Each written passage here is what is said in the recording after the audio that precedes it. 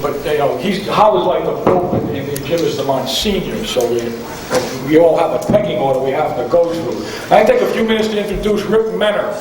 I work for Rick at the University of Cincinnati. Rick, come up and say a few words. Rick Menner is the head football coach at the University of Cincinnati. So Don Coryell's going around the table saying, so-and-so's going to cut such a position, this is a position, this is a position. Well, after all the positions were used up, Jim's sitting there and says, Coach, what am I going to coach? He says, you're going to be the offensive line coach. Probably the greatest move that guy ever made was making Jim the offensive line coach. The greatest thing he ever accepted, because he's been a line coach in this league for 23 years. One of the great respected guys in the profession, Jim Hanifin.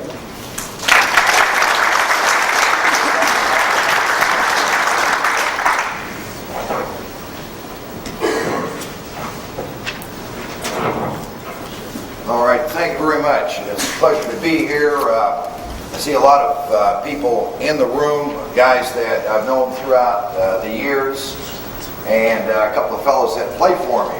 And I think in terms of one individual particularly, I don't want to embarrass him, but I'll tell you what, I'll never forget this particular incident, one particular day, Joe DeLavalier. And what happened was we're in the Pro Bowl. The individual's in the Pro Bowl.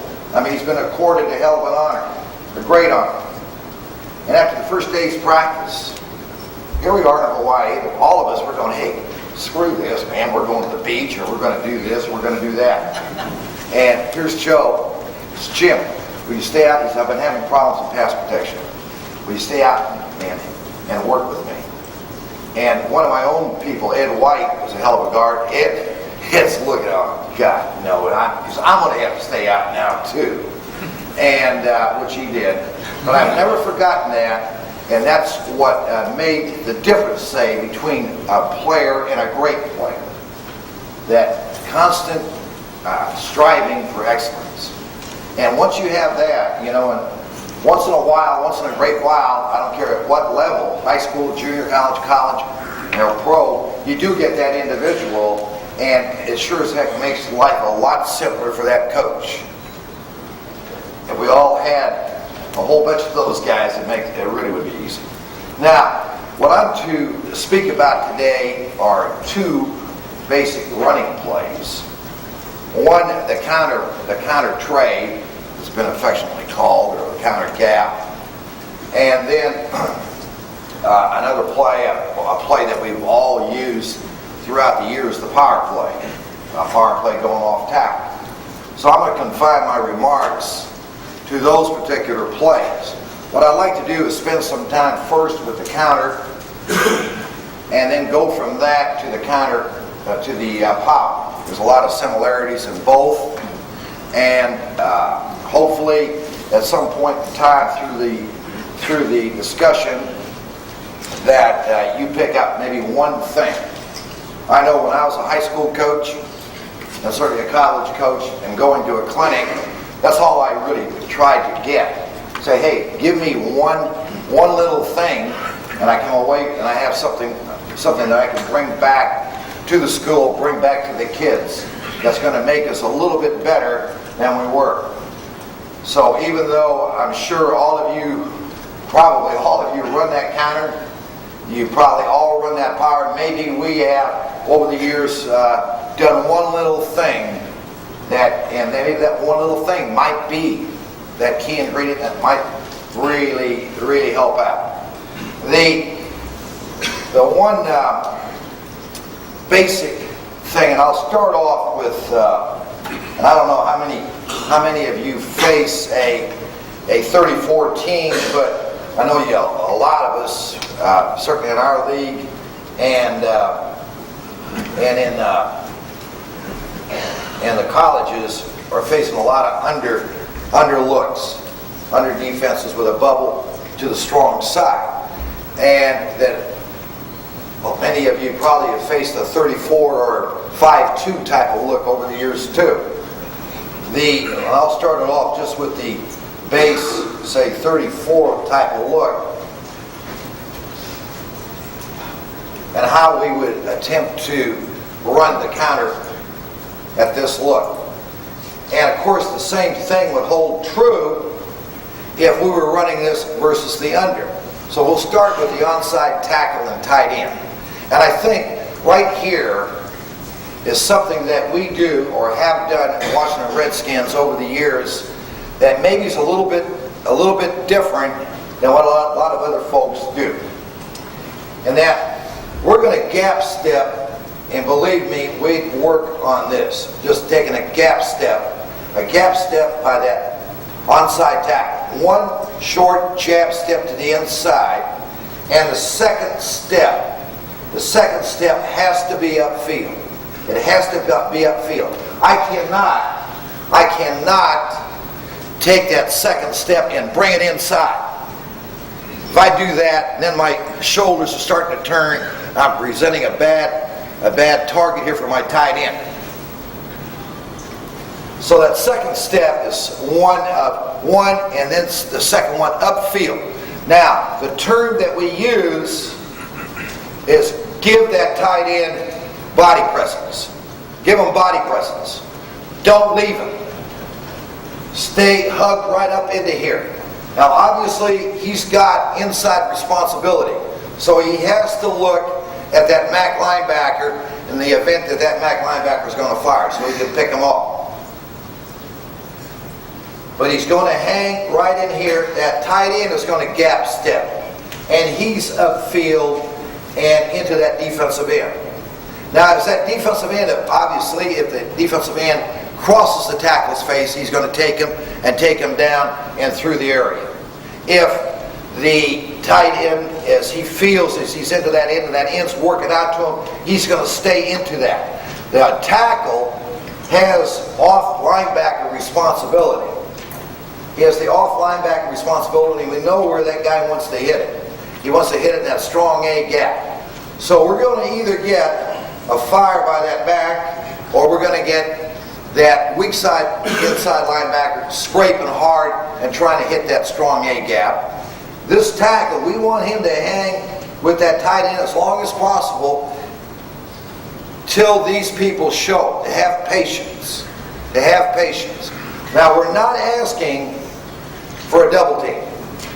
And we've all gone through the years of, hey, okay, now you got to have a double team, and you got to do this, you got to do that. And in most cases, hey, it never really worked. It never really worked. I think the key for us when we faced a bubble type defense over here was the 1-2 steps, that gap, the second step upfield, the body presence. The body presence. And we would talk a great deal about that body presence. Say, hey, you're not giving them enough. You got to give them more. And obviously, throughout practice and drills and so forth, all the repetition that you need is the fact of firing this guy, making sure that he's getting that he's very, very alert. I don't care how many times you've run it, how many looks they've had. At some point in the season, I've had some great tackles play for me at the Redskins, and Jim Lachey, Joe Jacoby, those guys. Hey, every once in a while, come off the field and I'd be all over their ass going, God damn it, the son of a bitch came through there. No, he didn't. No, he didn't, Coach. I swear to God, Jim, the guy didn't come. I said, honest to God, believe me, he did. Now, will you please don't let it happen the next time. But even great ones like those two fellows, hey, every once in a while, they're not going to be alert enough to keep their eyes focused on that inside linebacker. So you got to work it, you got to work it, you got to work it. You got to keep on giving them that look all the time throughout whether you're inside run periods, your 9-on-7s, and certainly in the team. Okay, now, we talked about this. Obviously here, we're gap stepping, we're stepping with the near foot, and we're coming upfield, and it all depends now on that nose tackle, whether he's an offset nose, he's shaded off here, or if he's a nose tackle in the old 5-2 look where he's playing it pretty even. But we have got to make a determination now how we're going to block that guy depending on the style of play that individual is using. Is he a passive type guy? Is he a reader? Is he a guy that likes to read it out and come across that on guard's face and scrape off? is he a penetrator? Is he an aggressive penetrator? So our hat placement is going to be dependent upon this, how this man plays. To start a game off, and we don't really know how the guy is, we're going to put the hat in front. We're going to put the hat in front. We're going to eliminate the penetration to begin with. And then we're going to work from there. Then we're going to say, hey, if he's not a penetrator, if he's now starting to work out of there, now we're going to start playing it more for the rib cage, for the near hip, and so forth as far as his target. Okay, center. A quick stab, and I mean a real quick stab. And again, his angle back will be dependent again, game plan wise, how this guy plays. Is he a penetrator? Is he a guy that's going to kick down into a 4-eye or even further down into the gap? Or even so, is he a guy that's going to try to go backdoor us and come across the face? Depending on that, but we're not going to hang around very long with that nose. I mean, it's just a quick stab, and now I'm back out of there, and I may be going for a cut on that defensive end, depending on how he is. Okay, now, we're at, a few years ago, like everybody else, we were pulling both the guard and the tackle. And obviously, it was very, very nice years ago when we first started running it, because this stub or Sam linebacker, whatever you want to call him, would open up the door here for us, and that guard would come gaining ground and kick out, and our tackle would lead up through the hole. And over the years, we'd make all kinds of money going up through here, and it'd be some giant caverns.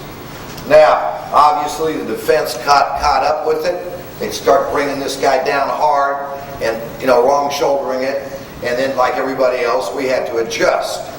We had to now make a decision here how we were going to handle this scenario.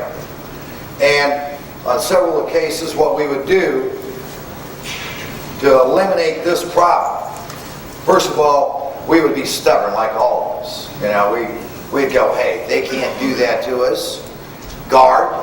The guards didn't particularly appreciate it. That's why a few of them, Russ Grimm, he tells me he was 6'4", and now he's about 5'11". But he's like those old fullbacks in the ISO play of years ago. We would be stubborn like all of us, and we would say, hey, you got to root him out. Don't you log his ass in. Get up inside and kick his butt out of there. And tackle, you got to read it and power it through there. Well, eventually we finally realized that, hey, that wasn't working too damn well. And we were playing, I can still think back to a very strong New York Giant defense. And, they had the guys that, if you wanted to play the 3-4-5-2, they had them. They had some tough fellows right here. They could play that 2-gap and, knock your butts off. They had big, strong inside linebackers. And, of course, they had the great one sitting over here, 56. Can you move that up on the screen? I'm sorry. Which way does this go? Oh, hang on. There's no... No? We wrote on top of the screen. What now? Why'd you do that? You got to use these blank sheets. Well, God dang it, I usually have secretaries. I'm going to train you. Okay. There you go. Now, wait a minute. Will I do it? Yeah, you can just write anywhere you want on that screen. Okay. Right up on the top. All right. Hey, I'll keep this here, just in case. Stay right here, Bob.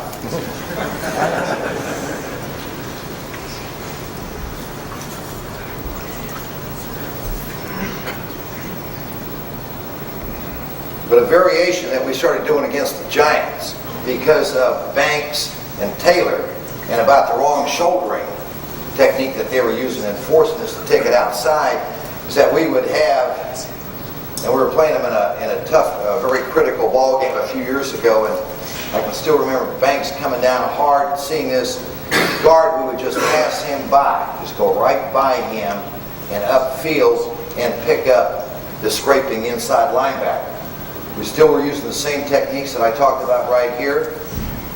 We were coming down here, we were coming back fast back here, the tackle, the backside tackle would pull, and he would, and it was amazing to us how clean it was, how he was able to pick up Carl Banks and or over on the other side, Taylor. And in both cases, and we went up and down the field on both of these guys the first time out of this. I think it was like a plus 25-yard gain. I mean, we hit that soft spot right out in here, and it was a thing of beauty. Now, the next thing that we would do, and probably even simpler than this, was that we would simply know that, hey, they worked all week about how they were going to close that down and how they were going to long shoulder it and so forth. Well, we would take our second tight end, and we'd be in a too tight, say, package, a too tight package, and we were going to hold off by either bringing a wide receiver back over to hold off on the backside here. And now what we would do, we would just call load, 60 counter tray. And now we were going to load it up, and now we're going to block this guy and take it out one more gap. And that was very effective for us. And all I would tell that guard, hey, look, something's going to be coming off that edge, and it's going to be coming damn quick. And be prepared for that safety type to be coming to cut you down right now. So be on the alert. We don't know where he's going to be coming from, but be looking for something fast right off this edge here. Now we got the kick out on that. We'd get the good blocks into here, and we'd still get that tackle up to pick off that onside linebacker.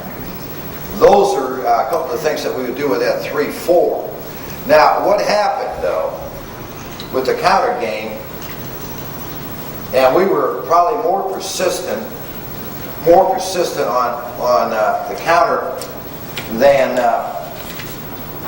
of staying with it than maybe anybody else. And that it was our bread and butter play. Our bread and butter play, our guys believed in it. We thought we could run it, and they did. They thought they could run it on anybody. And so, hey, it was always in the game plan. So it was really difficult for us to finally say and come into a game plan, come in Wednesday morning, and Joe Gibbs stand up there in front of the team and in front of the offensive team and say, okay, game plan wise now, here's what we're going to do. And hey, the counter wasn't in the game plan. And the guys would kind of go, you know what, we can do that, we can run that. But that was not the case. Defensively, they could shut it down. And a couple of things, and a bunch of us last night were talking about it, but a couple of things that can certainly do it to you was the games, the stunts, particularly on the back side.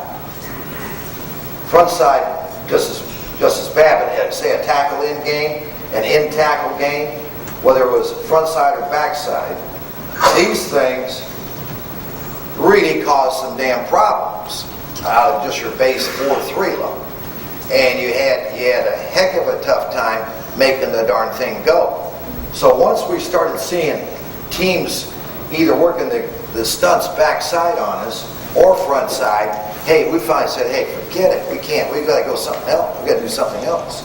The other thing, and something that we all certainly see today, and it certainly isn't anything new, and I kind of laugh about this. I think back to the early 70s in the National Football League, and the prevailing defense at that time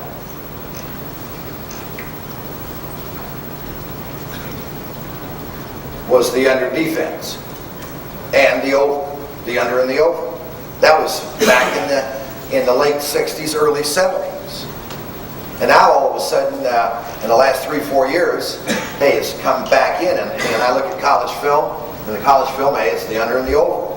And we will, now no longer do you see the 3-4, the 5-2, whatever. That used to be number one thing. And when fellows came in out of college football, Chuck Fairbanks, guys like that, and they came in with the idea of the 3-4 and the unbelievable amount of really good linebackers available to play the game, and not very damn many good defensive linemen. The 3-4 was there. in the NFL. And of course, LT, number 56, was probably undoubtedly a big-time influence also. Now, with that under defense, the problem that we got into with the counter was right there. That 3 technique on the backside. That backside 3 technique, no matter how in the hell we tried to do it, if this guy really was aggressive and really got off, we could not get that tackle past him. We could not get that tackle past him. And like everybody else, we would, at some point in the year, we would have our second tight end, our fullback type personnel, and we would substitute that individual for that backside tackle, and we'd pull him. The only problem was, and I'm sure you probably have hit on this too, is the fact that that individual, when we'd get to it about halfway through the season. So we didn't have a lot of confidence in the individual doing it. The individual didn't have a lot of confidence in himself doing it. And so it was kind of a hunt and peck type of deal, and nobody with a lot of confidence now in that play. So, like a lot of people, from the get-go in training camp, we'd say, hey, we've got to start training these guys right now, be able to pull like our tackles and to make the adjustments like our tackles will make. So we would do that. Again, though, this guy was a major problem. A major problem. And we thought we solved it with, and to a degree we have solved it with the backside, or whatever you want to call it. Even here out of the eye. And coming back, let him be the trapper, and let this guy be the second guy coming through. And in most cases, and this is how we will run it this in next season and the seasons in the last couple of years, where we're not even thinking about bringing that tackle anymore. It's always somebody else. It's always somebody else. It's a second tight end, it's a fullback type guy, so on and so forth, rather than the tackle. Now, if we're working against this front, that under front, again, we're working that first and second step upfield, working body presence on this, and being prepared to pick off that inside linebacker, not taking off, knowing full well that this backside guy is going to, again, try to hit that gap. This guy being an offset guy, we've got to say a 2-foot split here, a 2-foot split. We're going to step with that inside foot and explode on him. And again, I'm not going to tell that guy, hey, put the hat in front or put the hat upfield. I'm not going to go to a point like Jim McNally spoke last night to a group of us, and I'm not going to repeat the statement that he made, but basically what he stated was, well, I'll suck whoever, whatever, if you can tell me how to make a down block. Because when I put my hat in front, the guy goes there. When I put my hat upfield, the guy goes here. So, in answer to Coach McNally's request, I'm going to tell him how to do it. And if you're in the room, Mr. McNally, I'd like to have you come up here. There you are. But what we're going to do is aim our hat, excuse me, we're going to aim our hat at that near hip. And we're going to adjust off that. If I aim the hat at the near hip and he's penetrating, I'm going to get a pretty damn good shot on him. I should be able to close that penetration off sufficiently. If I aim that hat at near hip and hey, he's kind of soft and he's starting to read, I can get my second step upfield and explode on him upfield and work the pin him in that fashion. Okay, Jimmy? Or I'll see you afterwards. Okay. Now, here, again, we're not messing around with that nose tackle at all. Our center is coming back flat right now. He's coming back right now. he's expecting either that defensive tackle is going to be in a hard charge, straight up field in a penetrating move, or that he's coming down hard inside. So he's coming over here and exploding low and hard backside for this individual. Okay? The tackle is stepping hard down inside in a flat gap step, and he's coming down and slamming that 3 technique and coming off late for that defensive end. Coming off late for that defensive end. Now, one of the other things that we liked about this is the fact with using another guy is the fact that we didn't have to get into, like we all have had to, in one-back offenses, and certainly when we got to the 3 wide package and we wanted to run the counter, where we had to bring a wide out and eventually in motion get that guy over the hip of that tackle, that backside tackle, to secure that backside. And obviously defenses would prey upon that you're constantly trying to figure out, okay, let's use this type of motion, a different type of personnel. And the problem we all got into there is that we'd have maybe one guy in the wide receiver group that could do it, was willing to do it. Some of them would go, are you kidding me? You're going to have my ass come on in there and try to hold off that defensive end? Give me a break. You know, I'm not going to do it. So usually it would be with one guy, and unfortunately that guy would get hurt at some point in the year, and hey, there goes that problem. You know, there's now you have a real hang-up. But by training these other guys, fullback types or second tight ends and so forth, from day one in training camp to be the guy coming up through there, helped immeasurably. Now, the other front that we see so much, and I know that the college guys that you do too, is the overlook. And again, and I'm just going to draw it up out of the eye, that in the with that overlook, and if we're sitting here in the eye, there's a good chance they're going to boss those linebackers real good, and they're going to be sitting.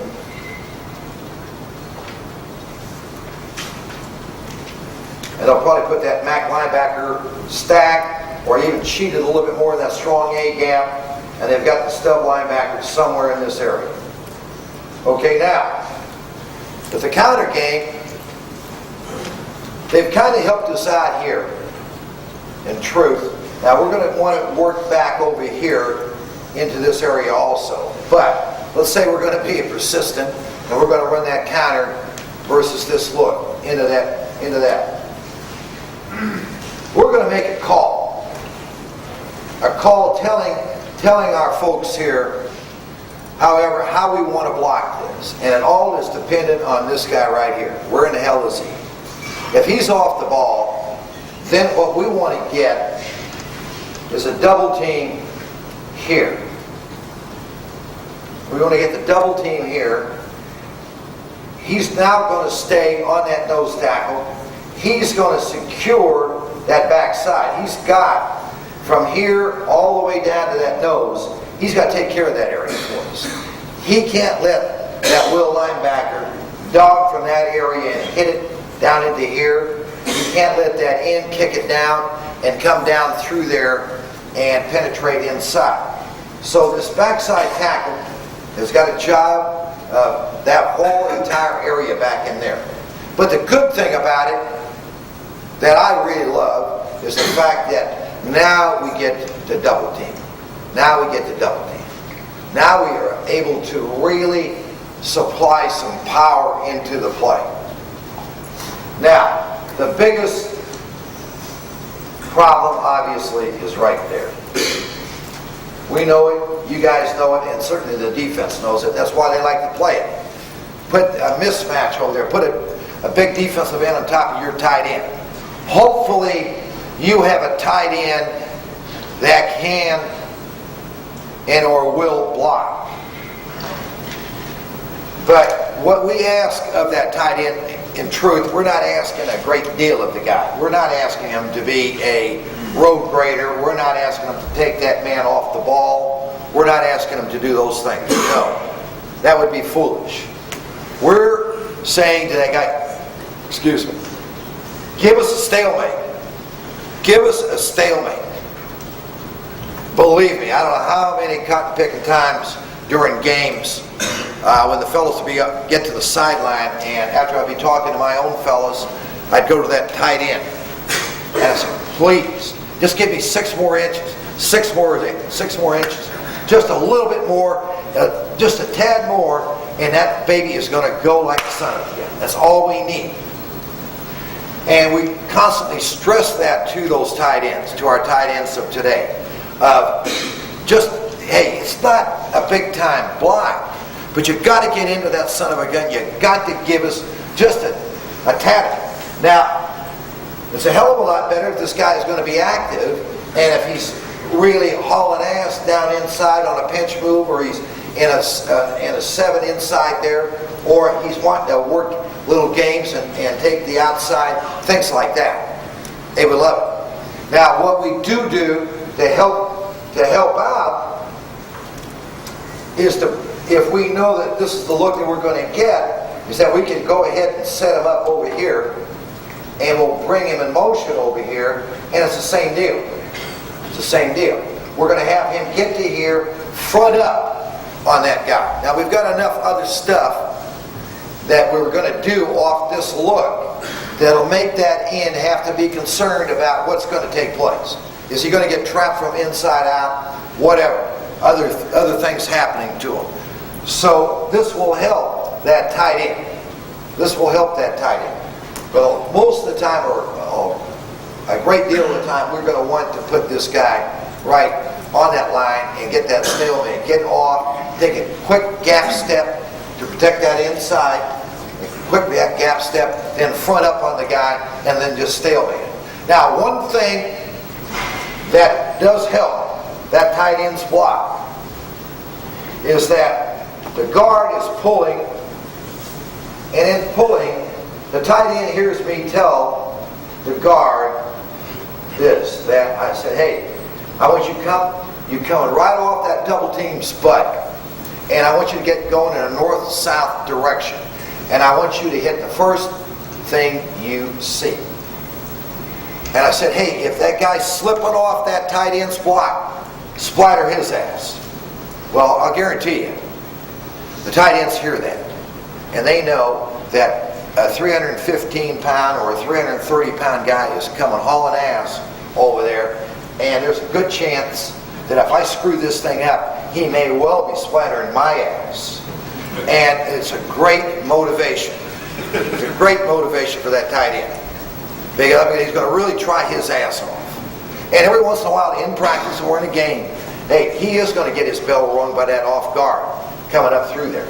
Because I tell the off guard, hey, look, we can't have any indecision. Don't screw up the running back by you bouncing around when you get to that area. If there's any daylight there, you take that damn thing up through there. And you hit the first color. You hit the first color. I can think back a few years ago to a great football player, Joe Jacoby, one of the all-time guys to ever coach. I mean, he was a true pleasure to coach. And that the big guy, first of all, he was huge. Secondly, he was immensely strong. But the thing about Jake was the fact that everything was here to him. It was all heart. All heart. And Jake had come off a couple of times there where he'd had knee injuries and so forth, and he had to go through rehab and so forth. And this one particular season of 90, he had finally worked his way back, and he was playing tackle, but I now had started working him at guard. And as he was working there inside at guard, golly, I was getting to the point where I was going to have maybe one of the most awesome guards in the world. And I can still remember the unfortunate experience that John Offerdahl had. And John's an excellent football player, but my God, Dolphins came into town to play us, and here's Offerdahl playing that weak side inside linebacker in the 3-4, and I decided that week, hey, I'm going to start Jake at left guard. Well, Jake's 6'8", 315, 320. Offerdahl's a big guy, like 6'1 and a half, maybe 225, 230. Well, I'm telling you, I mean, it was kind of brutal to watch. I mean, hey, we're running some zone plays, and here he'd come out of there, Jake would come out of there, he'd pick the poor bastard up, he'd have him up in the air. I mean, it wasn't even what you'd call pancakes, it was flapjacks, I guess you'd call it. But we're playing the Bears the next week, and he gets into the game. He didn't start the game, but now he's in the ball game, and we're starting to run some counters. Well, he'd always been that backside tackle pulling, and Russ Grimm was always the guy having to take on that first thing that he showed up out there. Well, we ran a couple of counters, and where Jake was the off guard, and all of a sudden the Bears call timeout. Jacoby comes running over to me on the sideline, and he goes, his eyes are like this, they're like giant saucers. And he goes, Jesus Christ, Jim. He says, what do? He says, things really happen like a fast as shit when you're playing guard, don't they? I said, yeah. I said, they sure as hell do. He said, what should I do? I said, hit the first thing you can see. Just hit it. And I mean, a lot of times we get into talking about coaching, and I believe strongly in techniques and fundamentals. But a lot of the other times, I mean, hey, let's not go crazy, just go hit that bastard and hit the first thing. Let's not get, we go overboard about, well, now, all this and that. But this factor here, and we talked last night, a group of us were talking about the double team. And when we get around to doing this, we used to, and we screwed ourselves over. At that point in time, we got a 3 technique on the outside, on that outside shoulder of us, and we would, because we were calling the counter, we would gap step that onside guard, and of course that onside tackle was gap step. And believe me, we were very, very, and we still are when we're running the counter, depending if it's the onside tackle and he's got a bubble inside him, where we're going to gap step it. The tight end, he's going to gap step, and we really work a lot on just the fundamental footwork. A great deal of time spent on that. Our guys will gap step. They know what the hell we're talking about. But we really screwed ourselves over. Now, we had to, and we still would, this day and age right now, if we had to face a team that's going to put that will linebacker on the line of scrimmage. So if he's on that line of scrimmage, now we're going to have to make a call and have that center come back and have the tackle stab and be ready to pick up the will if he does come. And that, obviously, now that necessitates us to do this. Now, we'd rather not do that. But the nice thing about it, defenses don't like to put that will linebacker on the line of scrimmage anymore either. They want to get his ass back into here so he can get his butt roaring on pursuit and so forth. So it's worked out for us, and then it gives us the opportunity now to double over here, and rather than have to angle everything back in such a way. But obviously that's what we would have to do. Once this guy gets to that line of scrimmage, we've now got to do this. Not that that can't be effective. It can be effective, but it's not as effective as that double team. Anytime I can get a double team, I'm going to take it. And that'll take us into the next run that we use, and we really use it now even more than the counter. And this is not the case, not just the fact that North Turner, our head coach, is there and we're working his offense and so forth, because that offense really is kind of an offense of well, it goes all the way back to a gentleman that Bob Wiley spoke of, Don Coryell. And really kind of Don's offense. I mean, the passing game and the running game. It goes all the way to San Diego State and then to St. Louis. and then back to San Diego with the Chargers. But then all of us kind of started floating out of there. You know, myself back to St. Louis, Joe the Redskins, Ernie Zampese up to the Rams. Then Norv was with Ernie there. The Rams, bam, he goes to Dallas. Now Norv's to the Redskins.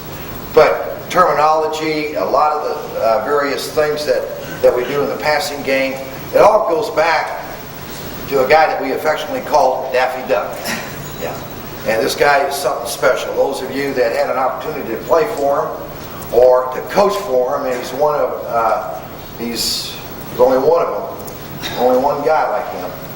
And Bob was mentioning the fact how it happened about me being the offensive line coach. I'm looking around and, hey, I can't understand. I've already signed my contract.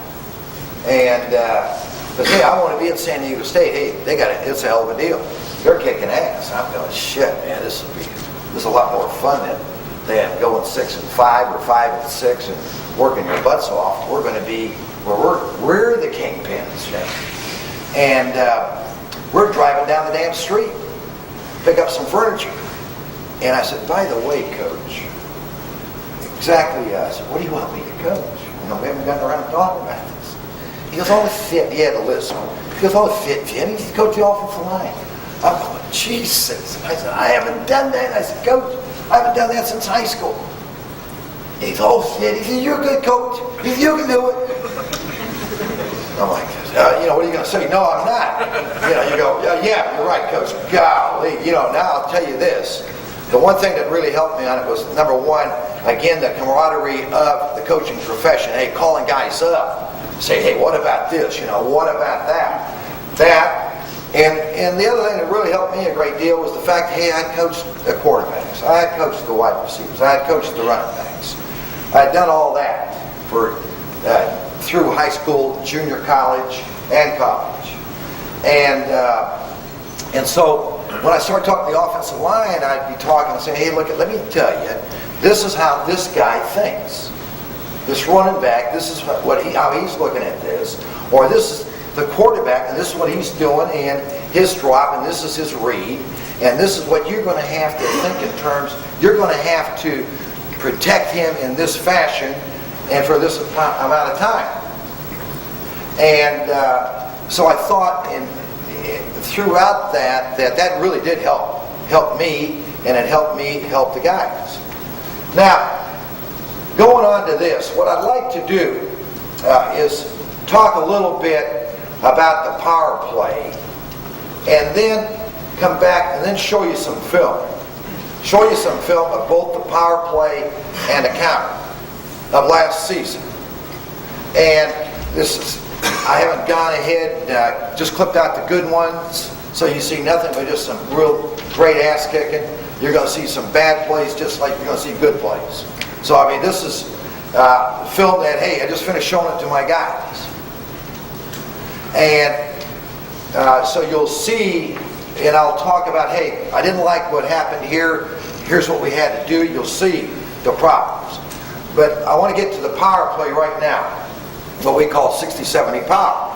And we started using it in a nickel situation to begin with, where we wanted to get, say, 6 in the box. And the first time we ran it was really, we really did it. They were giving us some over. The offset was weak.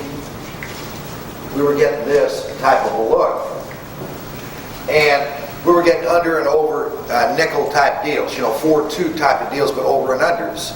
And this is like back about 90 or 91. And we were still working out of, and which we still will do, a 3-wide package, and we wanted to run something like the counter.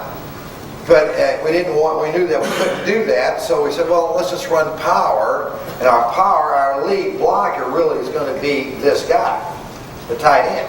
And I talked about, in the counter game, what we wanted to get out of this individual. The same thing is true with the power. And power, we're just saying, hey, all we're going to do, we're going to work a double team here to the off linebacker, and we're going to take this guy and take him through and finish this guy off. We had, again, that backside tackle. I had to take care of that gap all the way down to the center. From that linebacker, defensive end. And now we were going to, and his ball carrying path was the same. Ball carrying path and footwork was the same as the counter. The same as the counter. He was just going to delay it. He was going to hit downhill. He was going to delay it enough so that old guard had time to clear the center quarterback area and get up and get going. We started using that like in 1990, just in the nickel, and then we went, well, wait a minute, it's so damn good for us in nickel, why don't we use it all the time? So it became a play that we incorporated into our overall, any package that we had, any package, whether it was two tights or what, but we were going to work that, get this. And at times we would take a tight end and bring him over here and we would load it up. So we'd get a double team on that end. We'd get a double team on that 3 technique. And now we had some real power going here. And then bringing that old guard around. And he would hit first daylight he saw. Jim, would you call the double team technique on the 3? No, I'm not going to tell you about that. The double team seems like it's a mystery. I can remember, I'm only kidding Bob there, but I'm certainly going to talk about it. And I'll talk about it right now. I made the comment to you a few minutes ago about the fact that what we would do a lot of the times when we were running that counter, and we would have this look that we would take a gap step. We would gap step, and even, and this was true, even when we had that will linebacker off that line of scrimmage and we were going to double team, we'd take a gap step, take that head down in there, gap step, get the head there, then come back upfield, give body presence, and so on and so forth to your offensive tackle. And now we were going to work the double team that way. Well, it wasn't worth a pile of crap, to tell you the truth. Because there was never any, what we would do, the guard would get caught down in here, the tackle would come down and he'd angle down in here and he'd knock the living hell half the time out of the guard. And the guy that seemed to benefit from thereof of all those techniques was the 3 technique. And I'd go, God, we're just knocking the living shit out of each other, but we're sure as hell not doing anything there. Now, and all of a sudden, it dawned on me, I went, my God, how about how I was taught back in the 40s of double team. Like any guy my age, you probably, some of you, there aren't very many of you in this room, unfortunately. I don't see too many of you guys. You guys are too goddamn young. But played single wing football. And boy, in the single wing, what the goddamn thing you were going to do, you're going to learn how to block. And it was unfortunate because I was a tight end. I wanted to catch the ball. And I was scared to death all the time. The coach coming to me, which he would, and he'd go, Jim, I think I might have to move you inside. I go, oh, Jesus Christ, you go, oh, no, please no. But the one thing you were going to do, you were going to learn how to double team. You were going to learn how to double team. So in my mind, I went, that's where we're screwing this thing up, is that screw the gap step on the double team. That's wrong. We're going to go back, and I can still vividly remember the day we went on the field, and it was during the season, and it was like 90 or 91, and I said, guys, I'm going to show you how I want you to do this. And I said, this is a throwback, fellas. I said, this is how it used to be. And this is what we want to get. This is what we want to get accomplished.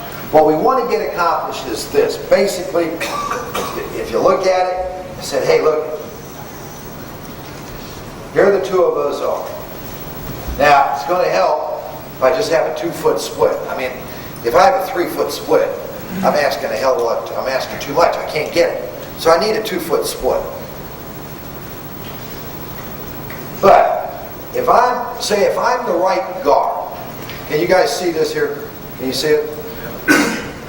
Okay, if I'm the right guard, let's take the center here. Here's his 3 technique here. That right guard, let's say he's in the right stance. I want to step, my first step is going to be with that right foot, right at his crotch. Right straight down the middle of that individual. That's a short, power, jab step, whatever you want to call it. But it's with the onside foot. It's coming right at him. This step, his first step, let's say he's in a right stance or parallel stance, is going to be a gap step. So he's going to step with that left foot. And now his second step is going to be with his right foot. He's going to be there. And what I want, and how I diagrammed it to him and showed him, I want your butts to be like this. Your shoulders right dead even together. I want you to be low. I want to get leverage. I want the two of you coming straight off into that defender. And I don't want you worrying about the linebacker. Where is he? No. I want you to come off that ball and smoke that sucker back off that ball. Take him out of there. Believe me, if you'll do that, hey, we'll live with the linebacker. Let the gosh dang guy be free, so on and so forth. Now, obviously, we want to get to the guy, but I was selling a point. The point is that I want removal. And if we don't get removal at the first level, hey, we've had it. We're screwed. And you'll see on this film, you'll see us not get that a few times. And it screws us. Now, the key is the footwork. The key is the footwork. Now you're going to see at times, particularly my young offensive right guard, he would get too carried away and he'd smoke this guy. I mean, he would, but he'd come out here too much. Now he polarized the guy. So I was happy about that. But at the same time, even when he did that, I would be on his case saying, hey, you're coming over there too much, you're knocking off the tackle. But what you'll see, and I'm sure all of us, believe me, and we were talking again last night about it, if that tackle comes down like that, you don't have a double team. You don't have a double team. Now, what you're going to have, I don't care, you can have done really a real good job with your guard, and your guard's doing a good job coming off the way you want him to come off. But the gosh darn tackle is coming down and his shoulders are like this. And you don't want that. Because what he's going to do, he's negating everything that the guard did. Every positive thing that the guard did, the tackle now takes away. And he just knocks the living hell out of the guard. And now the defensive tackle, hey, he gets off of it. And the defense wins. So you've got to work.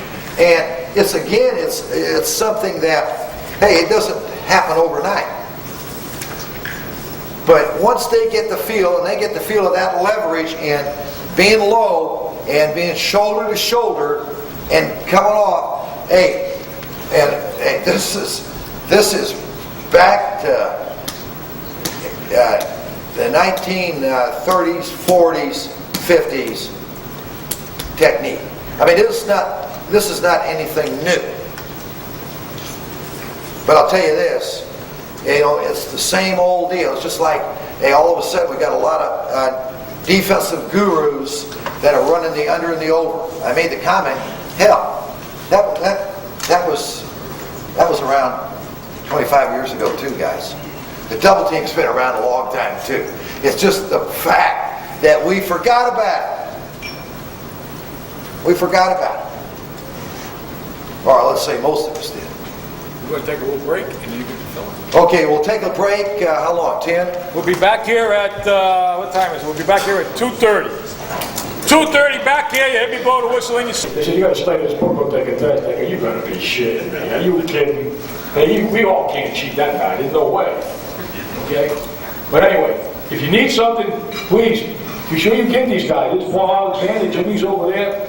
Paul Boudreaux probably at the bar, but you can find more at Scully's, all right? And Jimmy and so on. So here, yeah. Okay.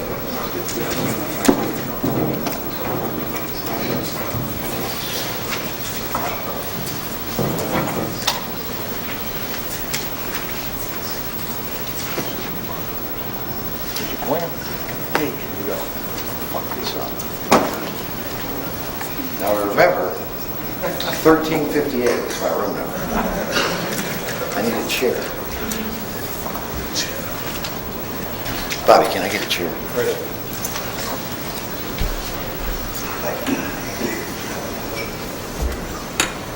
Okay, here we go, guys.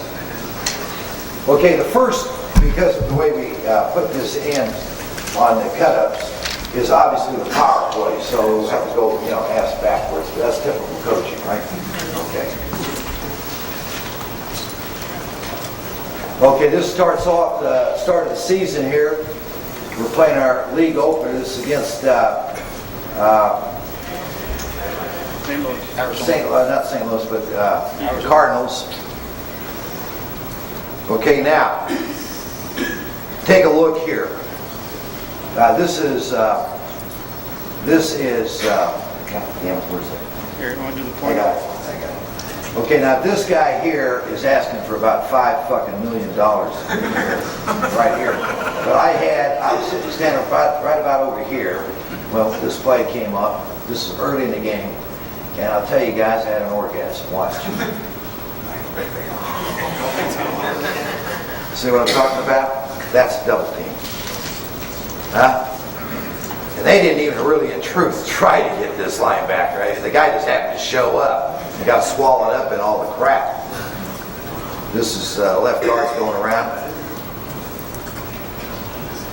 Damn good runner here. Good job here by the backside center. I mean, the center on the backside. The guy reading it here. And he adjusts and he comes back on him. Gets enough of them that the running back's able to take it up. There.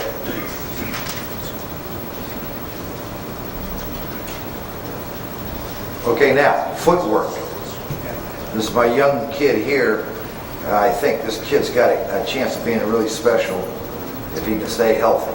But again, now, you see this right here? So I wasn't bullshitting you. Gap step, you see it? And you see how, what I'm talking about here, guys? Shoulder to shoulder. They're not fighting each other. See that?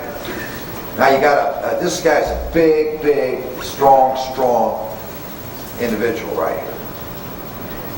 But it's all she wrote. Now you can see the tight end here on the defensive end. All we're asking, hey, just get us to stay on it. Just get in his face right here.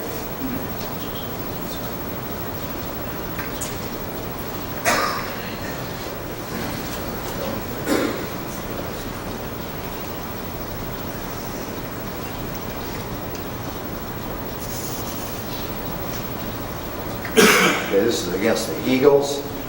Now, again, we don't get a good double team. Watch this guy's technique here.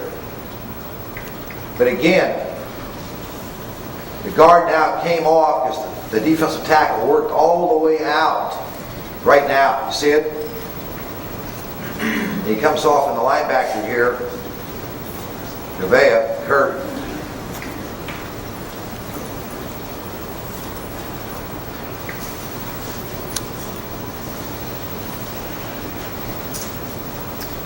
Now, see here, we're into a different package. We're running the power play, but it's a different package. We have a backside in, and he's going to take care of the backside here. That will linebacker here. Lead back. Now we got a lead back coming here. So they got an 8-man front up. Now, like Joe just asked the question here in the break, I'm telling that left guard, hey, don't hesitate. Get up and get in there. And the same thing with true, Joe with that H-back. You know what I mean? Hey, you see that daylight, get up there. Don't waste any time. Don't screw up that running back with any kind of indecision.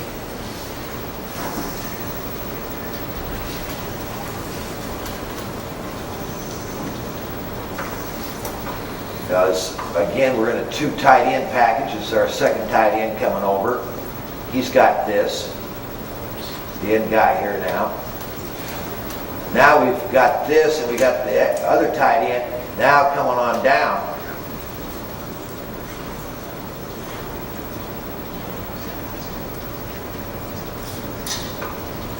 Paul, I think they were offsides. They were offsides, Steve. Again, now this is another guard. My other guard was, as a matter of fact, guys, this is Burness right here. But again, you see the footwork we were talking about, that first step being with that onside foot. Now all you got to do is just come on off. I like what he did right here. And now, hey, the guy's got to show. So the guy shows, hey, he takes himself right out of the frickin' play. Good job by the tackle. Really, the tight end doesn't do diddly squat for us here. You got to keep on coming. He should have been right over here.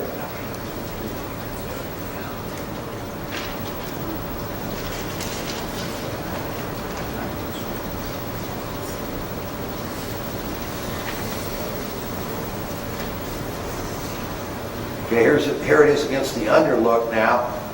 Different package now, 2-back. We're now in 2 backs. There's a full back. Okay, now let's take a look at this. You're going to see what I'm talking about. Okay, here that tackle's got to come down. Ron, this is Joe here, Pat, the young kid at that tackle.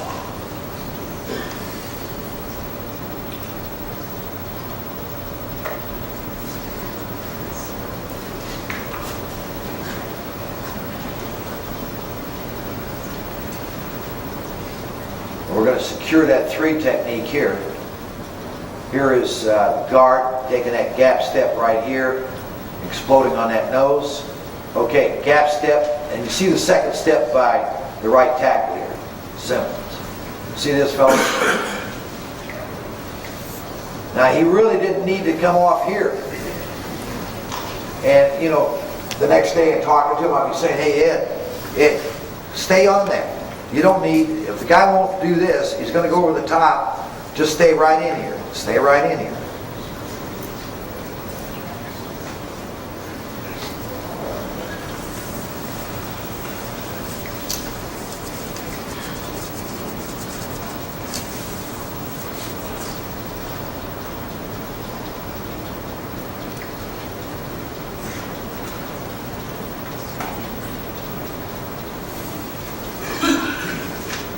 Okay, this is another kid.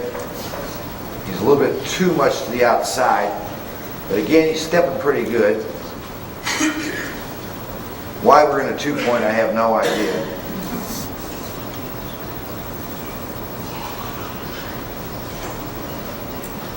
Again, a lot of the times what this old guard gets, as these guys come around, he gets a trap. A lot of times he gets a trap on this.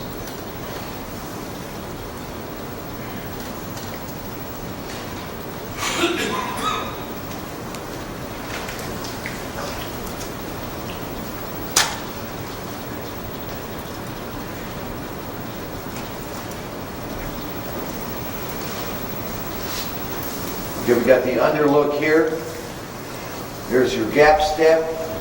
Here's your second step. You see that foot right there coming up field? Giving body presence to that tight end. Okay? He's exploding down. I don't like the footwork here, so I'm on his ass about his footwork here. This is that young kid, Johnson, Trey.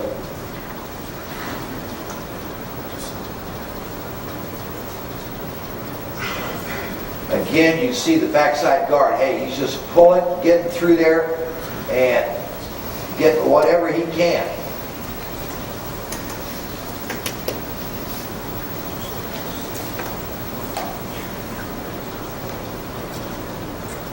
Okay, we're in the 2 tight end package now.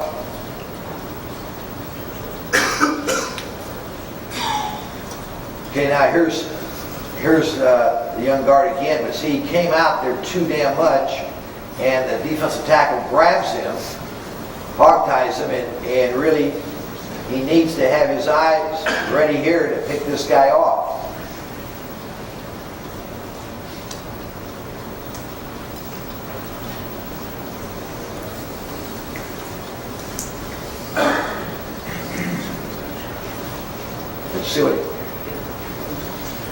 See what he's doing here? Now I'm going to be on his case about this. I mean, this is the same kid that in the opener, but he wound up missing about 4 or 5 weeks. And so it's like no practice, nothing. And hey, and fundamentals, the footwork, that kind of stuff, it goes down the tubes.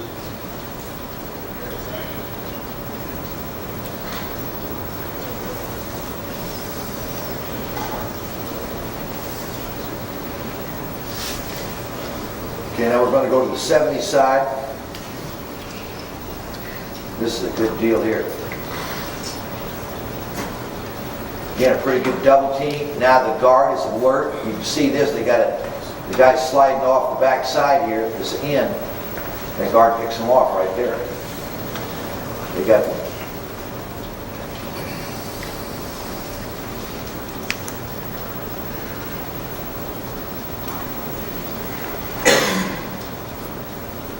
This is the first game of the season, the regular season. This is Buddy Ryan's defense. This is Joyner and Eric Hill and Swan and all these guys.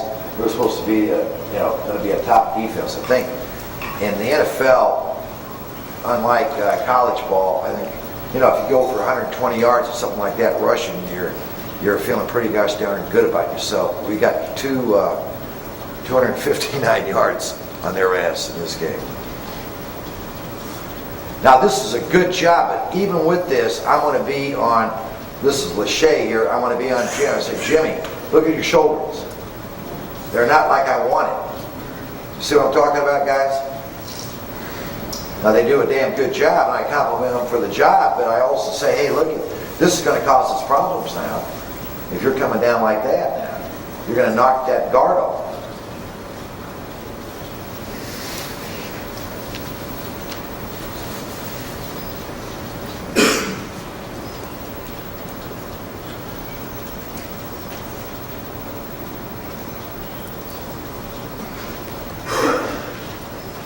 Two tight end package.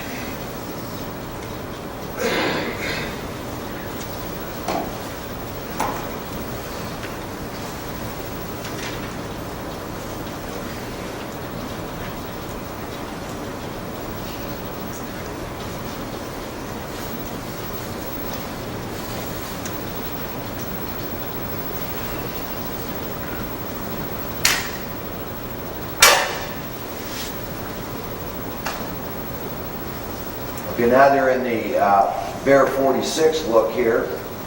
Now, because of the, we knew this. See, it all depends on you and Helly on how they're playing that Bear 46. But you can see in the back side here that we're pulling that O guard and we're blocking here and we're wanting to get a double team on this 3 technique guy right here.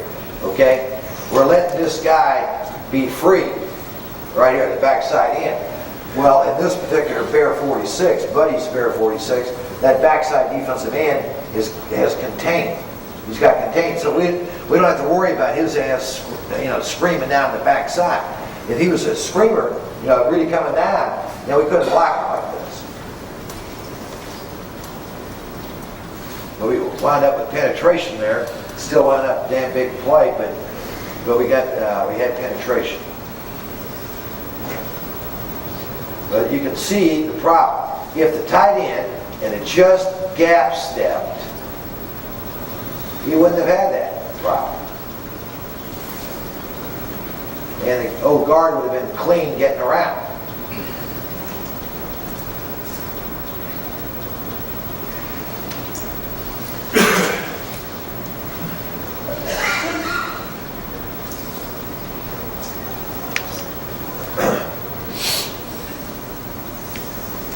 Okay, here's my young left tackle here. Now, he does a horseshit job of gap stepping. He doesn't. And then he whips here. And, hey, this would have been a touchdown. All he has to do is just stay up. Would have been a flat-ass touchdown.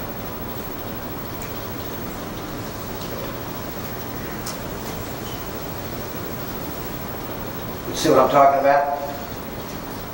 My right tackle, who's been with us for a long time, is more disciplined about it. This kid, you talk about giving this guy body presence? Shit. There is no body presence.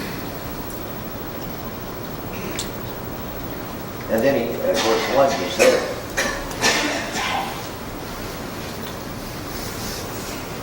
This is the thing that probably we were more frosted about than anything else. But what happened, and this is something offensively, here it is, it's a 3rd and 2 situation against Philly. 3rd and 2, the guys are hearing the play call. They're not thinking, but the Eagle defensively, they're thinking that it's short yardage, and this 3 technique guy, look how he plays it. He's playing short yardage. He gets the leverage. He beats our double team. We're too high here, particularly my left tackle and left guard. And that defeats the whole cotton pick and play right there. If we'd have gotten a double team here, like we normally do, we couldn't get our guard around, nothing, and we don't make a jack squat.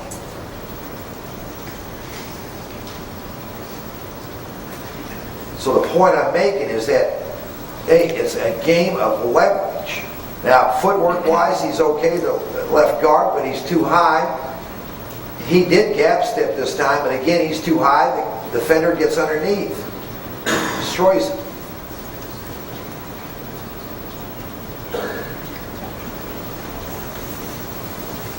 But here it is, May, and my guys were having to take a look at that damn thing Tuesday morning. That kind of pissed them off.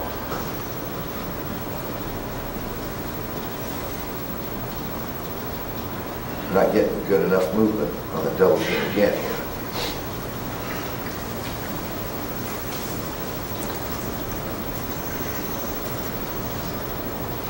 Got to get lower, get better drive here.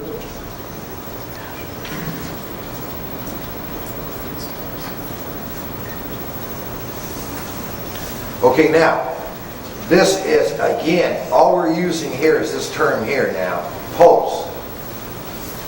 It's power, except it's in the 3 wide package, and it's power, and the thing about it is that it's telling us we got the first linebacker tight backside, wherever in the hell he's located. It's still the power play, but we use a different term for it just to clarify, make sure that they know who the hell they have to go to. Okay, now, we've got a good play going right here, except a couple of things happen.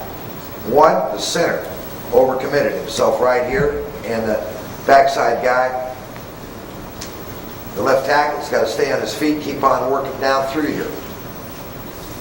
We didn't get really a good double team. It wasn't bad, but it wasn't good either.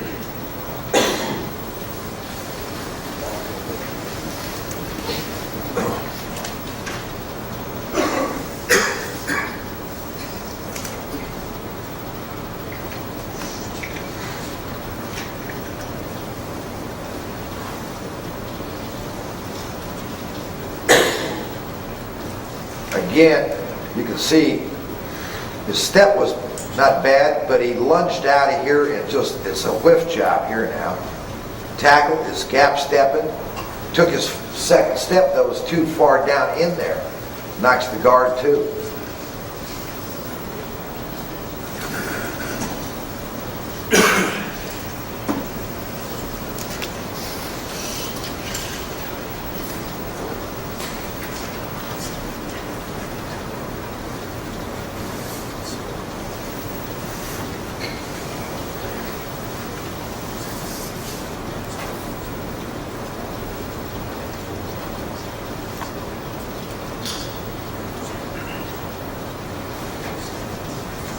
Okay, the left tackle. Again, he's coming down too much this way, and he does a nice tackle here.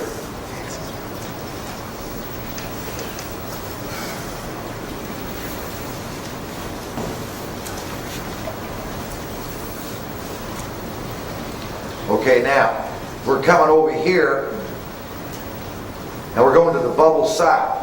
Now, what happened to us here is that our tight end, our second tight end coming over here in motion, he went too far. We want to, again, give him body presence. He's going to block this guy. Our guard, pulling guard, now we have a call. Let him know he's going to be a trapper on the end man on the line of scrimmage.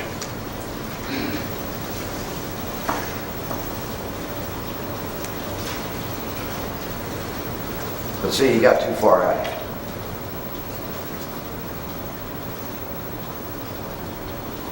Again, he's got to do a little bit better job here on body presence. He's got to, that second step has got to be more at the defensive end. Then he's got to learn not to whiff. The lunge.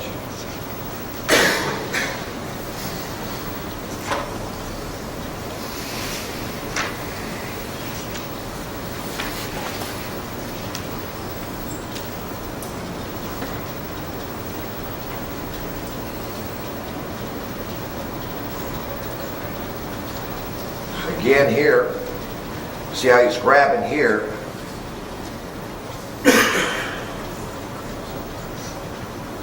Step is better.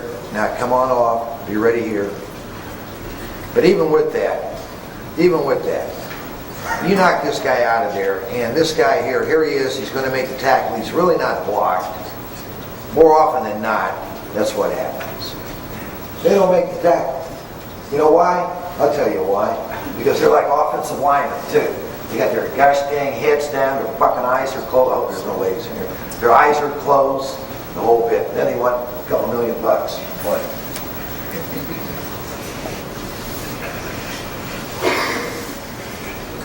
You know, there's one thing in the fundamentals of the game. You got to tell them about, hey, you guys can close your eyes, I'm going to blindfold your asses there. There was a coach, honest to God, years ago.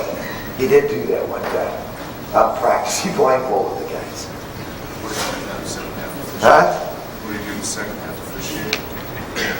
Was the official in the second half blindfold?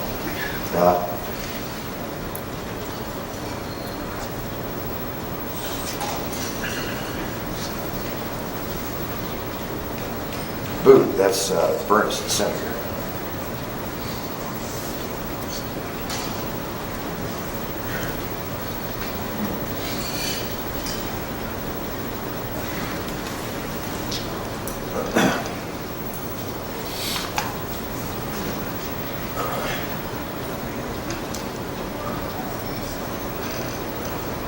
So we're getting all these overs and unders, but really basically 6 in the box type of things.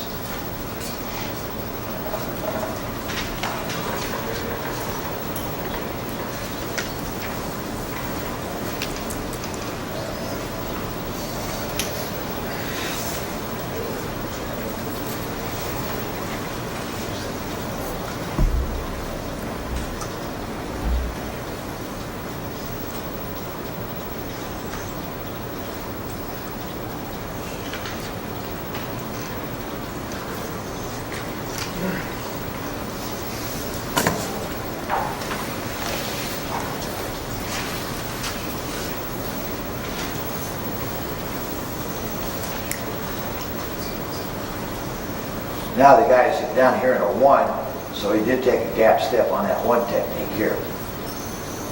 Again, now with him removed, he can come down like this now. Now this is a little bit better by the kid. But again, try to get that stalemate here.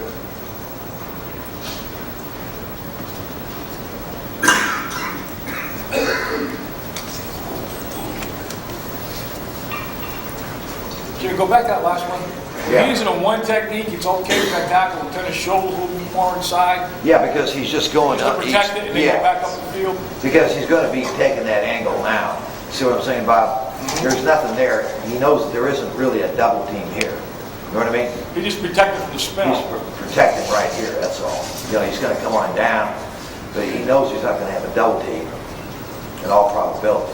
If anything, he's just going to get a chip here.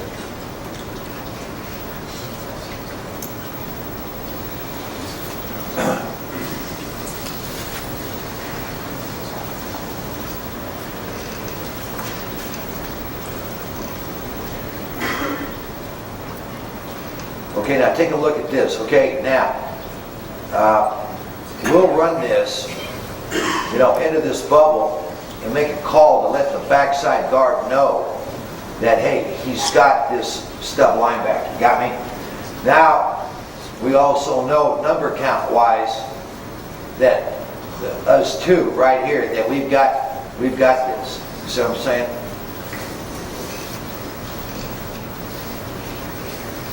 How about this poor ass umpire? Look at this one.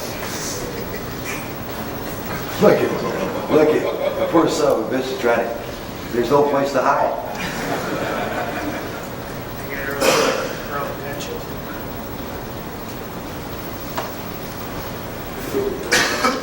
Now, when you're doing this one, you got to really spend some time getting this all coordinated here.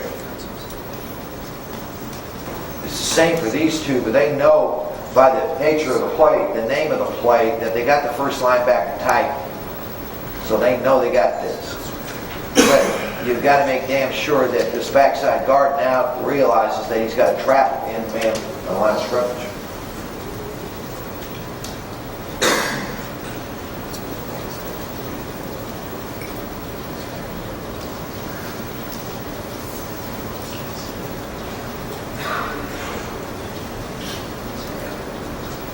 Now right here, this is a damn touchdown here, but my right tackle misses here. It's a whiff job right here. All he's got to do is just get this. All he's got to do is just get that little block right there, and hey, it's right into the end zone.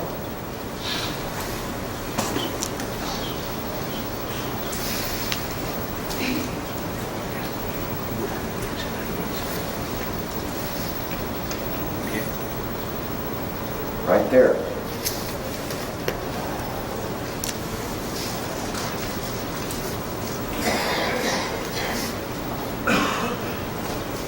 That's what I was telling you about right there. This is kind of nice by Carolina. They're blitzing over here. We got the back of a strong, he starts out like in a strong T here, the tight end, the side of the tight end, but now we motion that tight end over. They dog it from this side, bring these folks. We should have made about 1 million yards on this play. This guy's backing off the ball. All those real fancy zone drops get your ass in a lot of trouble.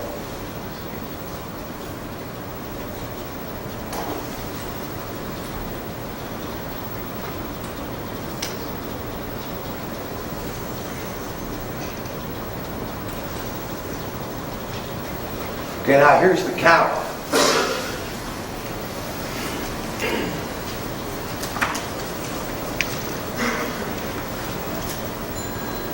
Now, the counter, and hey, it's really the same blocking as far as we're concerned because of this will linebacker where he's placed here as the power that you just finished seeing. You know, we've made a call now saying, hey, screw it, man, we can double here. We can go ahead and double this guy. Tight end, get on this guy, give us that stalemate, and now we've got the fullback sitting over here in a back weak set, and that fullback's leading up through there.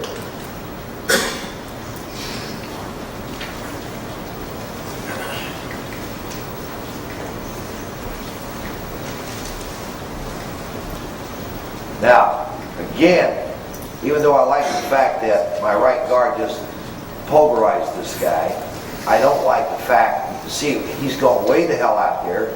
Here's my tackle gap stepping in and being prepared, and we're not getting anything like what we want to get. One more time, Jimmy. Do you always base that tight end up, or sometimes you use that tight end inside and block that like linebacker? Yeah, we're going to vary that. But more often than not, he's going to do this. You know what I mean?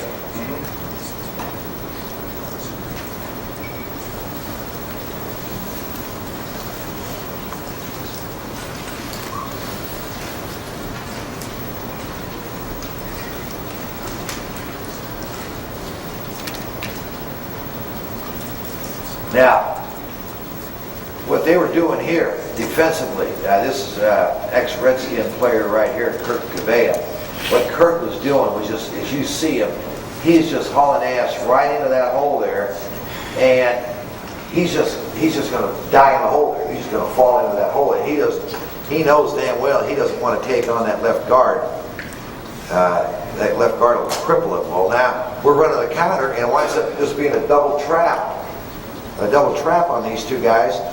We probably should have run the counter really more than the power. That's the one thing that comes out of this look that you start getting the feel of. Again, the right guard is coming out too much.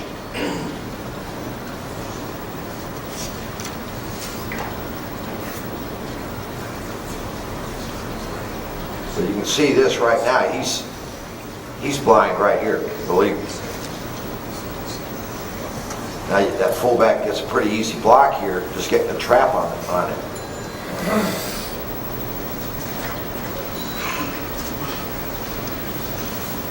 This is a good job here. Second effort here by the guard, picking that guy on.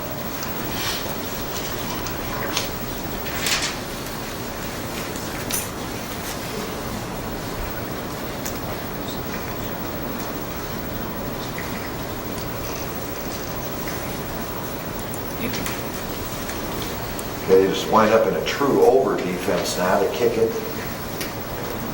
They got that Sam, the strong safety, sitting up in here now. Now, that left guard, I don't like this job at all. It's a lousy job. He ought to be railing this son of a gun, knocking his ass out of there. The second tight end does a pretty good job coming through here. Good body language there by that tight end.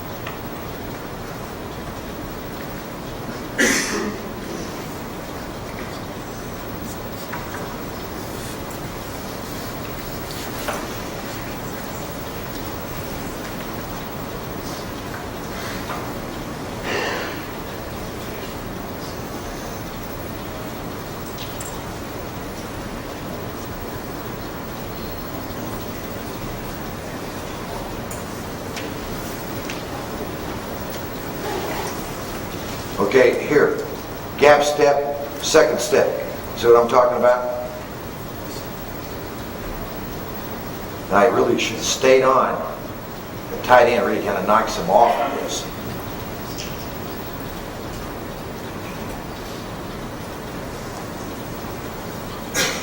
Again, the way this guy's playing it, he's kind of chasing the center there. Now here, we should have just taken it right up here, that fullback, or the tight end here, we should have taken it right there and make it downhill.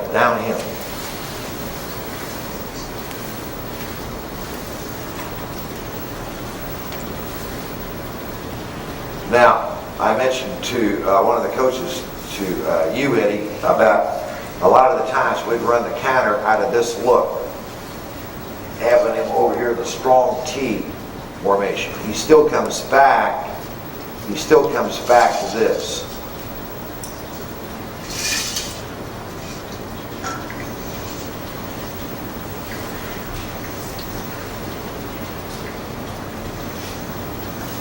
Okay, here's your bear 46. Kind of screwing him up, moving him out of here, out of this look here, out of a flank look, coming back to a balanced formation. And then bringing this back really drags, look at this guy, drags his ass way in. Now again, you see what we did here. Backside tackle just came down to get it cut. We stayed here. We wanted to get the double team.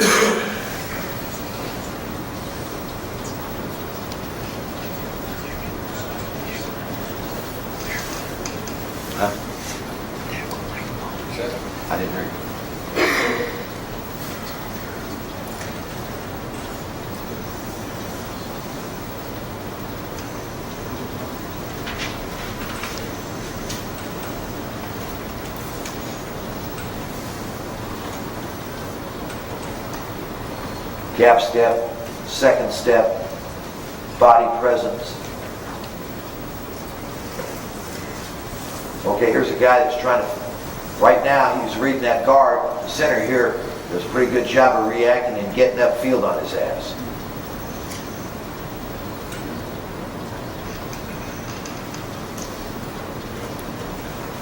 Again, out of this look here, this kind of bothers him. More so than having him in the, like say in the queue here.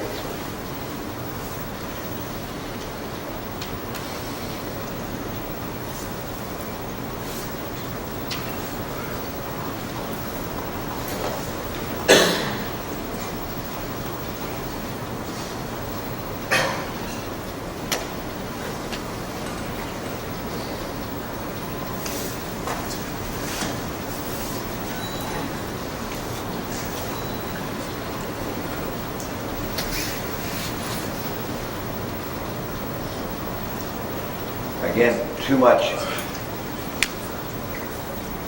downhill here. Too much this, too much coming down. Jimmy, say you had a 2 technique right there on that left guard, or a 1. Yeah. That tight end and tackle work together then, or that guard and tackle still come down on that? No, we'd come down. We'd come down. You tell the tight end he's all by himself. Right. Because we've got to ensure, see, Bob, we've got to ensure that nothing gets through here. You know what I mean? Once we start doing that, all they have to do is hit that strong A gap, and we're dead meat. You know what I mean? Yep.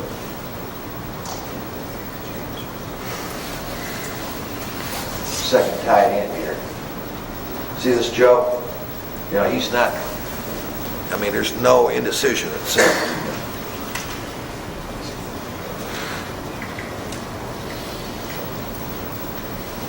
Okay, now we're going to load it up.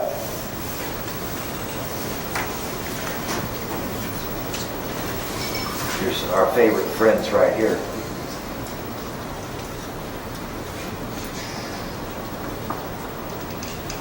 Lucked out on that fumbling phone, that ball, I got right back to him. Okay, now this is a little bit better by my left tackle here. Don't like this though. See, so I'm going to jump this guy's ass about, hey, you're false stepping. I don't want a gap step there. Step with that left foot.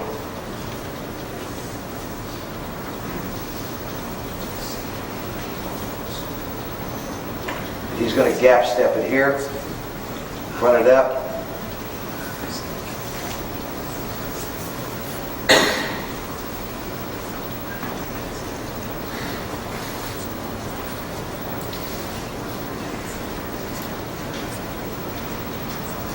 Anything there?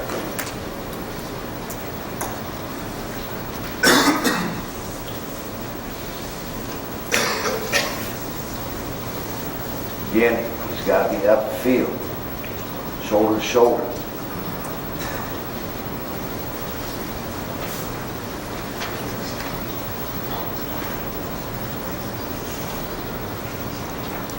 We got one more than we.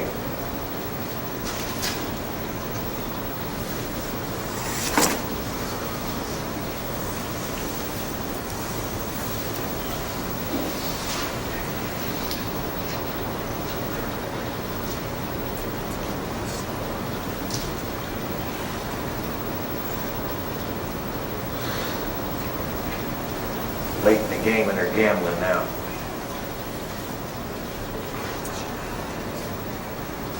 Now he should have been more alert. I'll grant you this a little bit. But hell, they're telling you for crying out loud, take it now.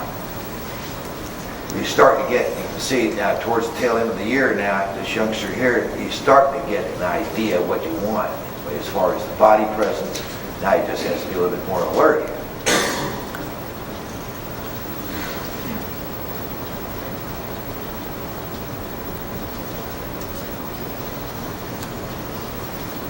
They tighten down their splits there, Jimmy. They do that by What? themselves. What now? So they tighten down their splits in that last one. They do that by themselves, so you want them tight for this game.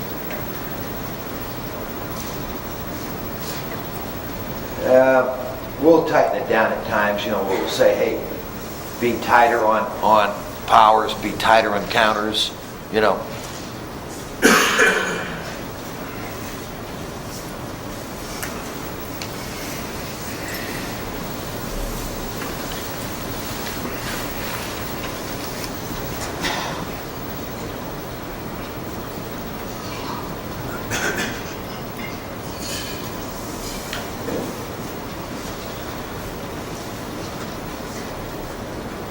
But you know, the thing about it, when you give them these different looks here, and now a guy all week, they've been telling this guy here, okay, look at now, they run that counter, they run the power, they do this, they do that. You underarm them. And now all of a sudden you present him with another problem. All of a sudden, hey, you got a guy sitting here that's going to come right off the ball and knock him right in his ass. And now he can't be thinking about well, okay, now they show I'm going to underarm it, I'm going to do this or that. Now you're taking that crap out of the game plan for them. Now later on, he may well not be, when you get around to running it and you don't have a wing up there, he may forget by that time what the hell are you supposed to be doing.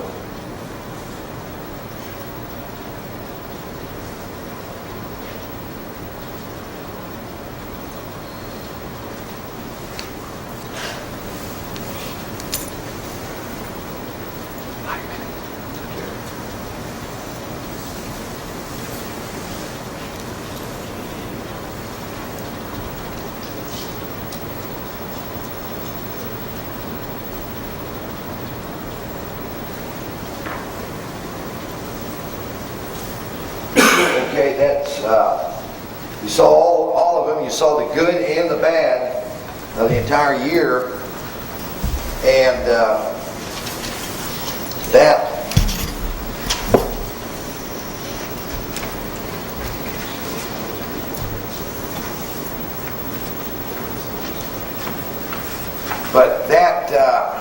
I think gives you a pretty good idea of what we're trying to do, both in the counter game and in the power game.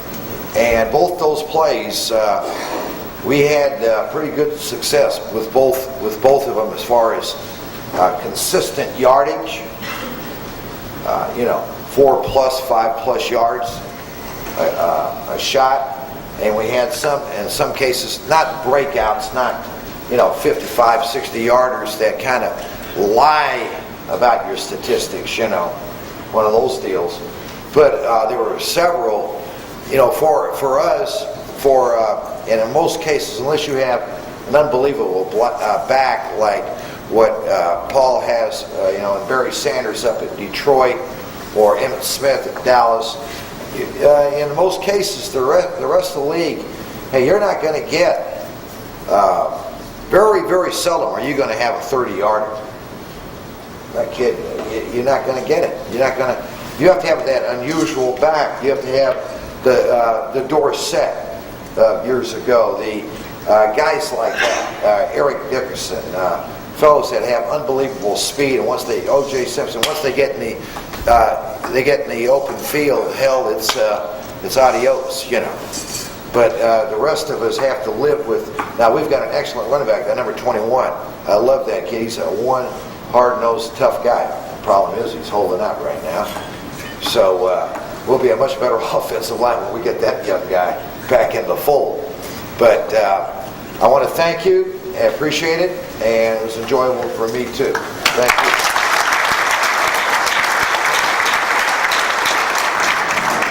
And if anybody wants to get a video of McNally and myself,